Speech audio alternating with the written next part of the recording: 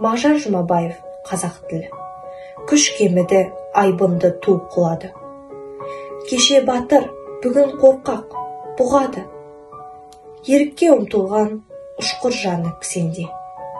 Қан суыған, жүрек солғын соғады. Қыран құстың қос қанаты қырқылды. Күндей күшті күркіреген ел тынды.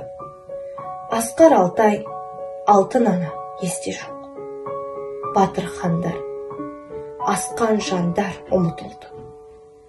Ерлік, елдік, бірлік, қайрат, бақ ардың, жауыз тағдыр жойдың бәрін не бардың. Алтын күннен бағасыз бір белгі бол.